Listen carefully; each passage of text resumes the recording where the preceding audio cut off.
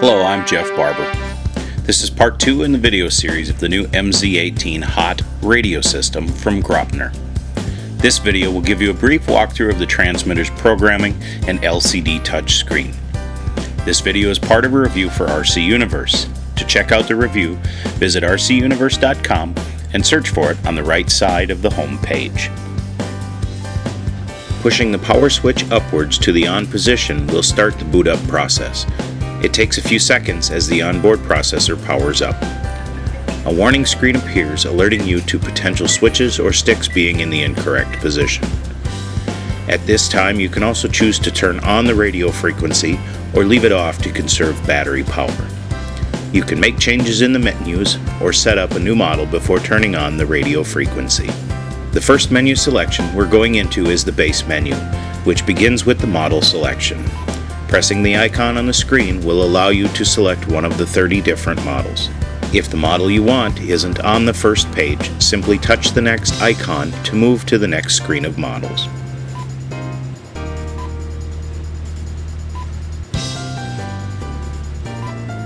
When you find the model you want, simply touch the name and hit the SEL icon.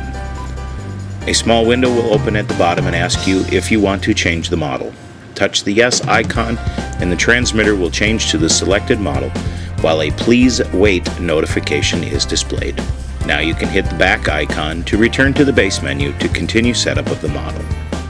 Touching the model setup icon will give you a quick pick screen to help you set up your model. Touching the first selection will allow you to choose from the 3 model types: helicopter, airplane, or glider. The next selection is wing type.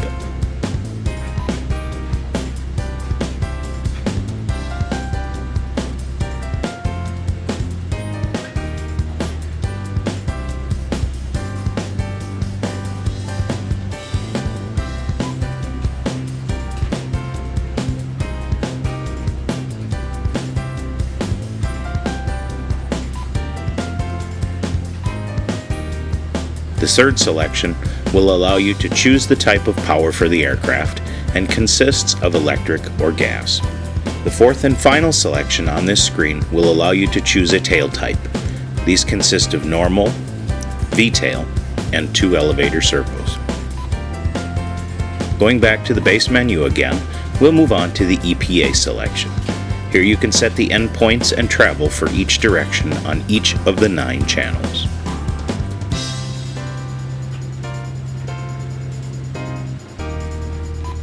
Moving on to the reverse slow icon, you can reverse the direction of each of the 9 channels and set the travel speed. For instance, you may want to slow down the flap channel so the plane doesn't balloon drastically when the flaps are lowered. Next is the sub-trim icon. Here you can make minor servo trim adjustments to all 9 channels. This is a big help when setting up a new model. We'll look at the motor icon next. This allows you to set up a switch to lock out an electric motor or set up a throttle cut on a gas or glow engine.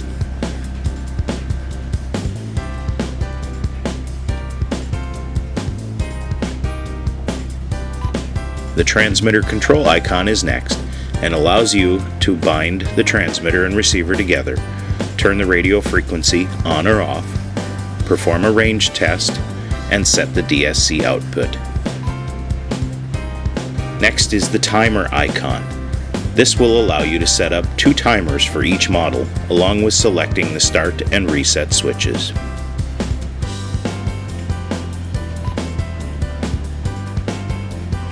Moving on to the failsafe icon, this is where you can set up each channel to hold or go to a preset position in the event of a transmitter signal loss. The trim step is a unique one. Here, you can change the number of steps that each click of the trim tabs will move a servo. I found this to be pretty cool. The servo icon will allow you to see not only which direction, but the total travel of each servo.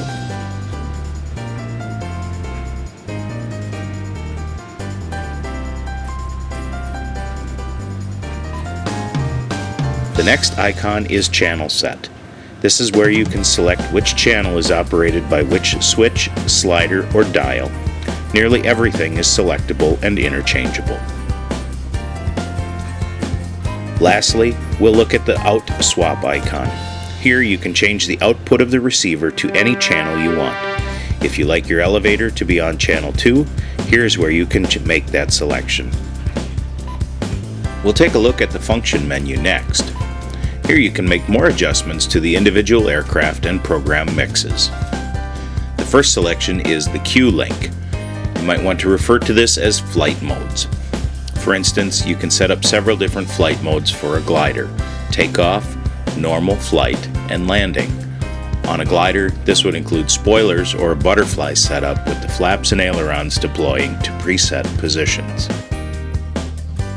Next is the dual rates and expo icon. These are great for fine-tuning a model in the air and setting up multiple control throws.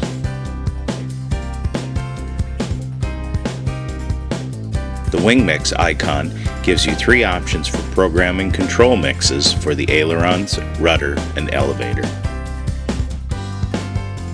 The throttle curve icon is next and allows fine-tuning for your throttle servo. Throttle curve is more geared towards helicopters, but I've used it on airplanes as well. Moving on to the program mix icon, you'll see that there are 8 customizable mixes. These will allow you to program any type of mix that you like. The snap roll icon can be used to set up a mix so that the pilot can simply flip a switch to perform a snap roll.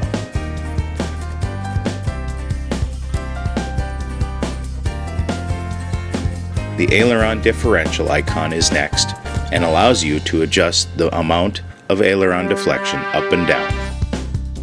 Moving on to the flap setting icon, here you can adjust the amount of deflection of the flaps.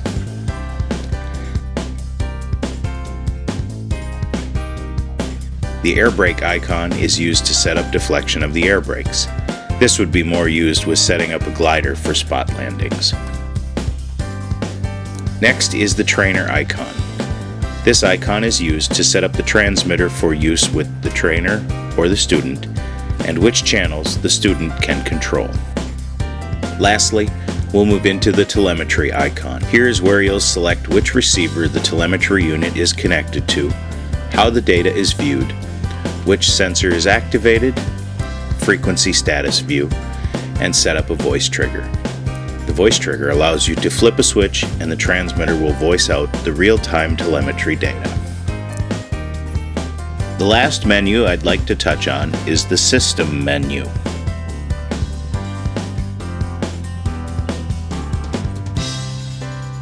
Moving on to the stick mode icon, this is where you can change the transmitter's mode selection. There are 4 modes to choose from. My transmitter arrived at setup in mode 2.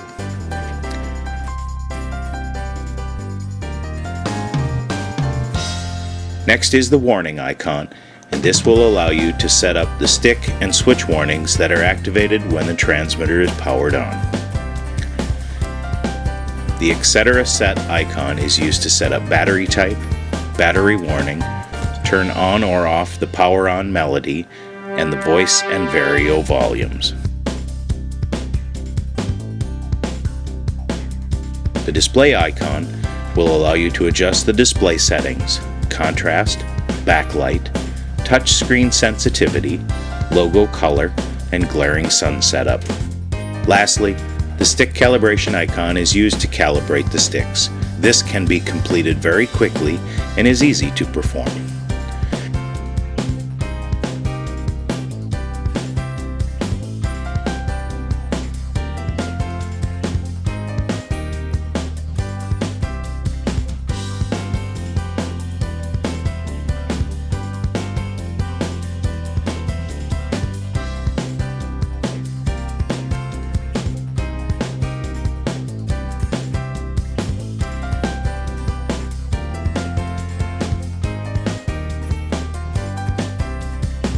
With the basic program overview complete, I'd like to show you some of the preset numerical telemetry readouts. Some of the more used program features can be accessed right from the main screen on the display by touching the different icons on the screen. If you see any that are in gray, those icons are not being used. Also, you can see the nice voltmeter display that shows the transmitter's voltage.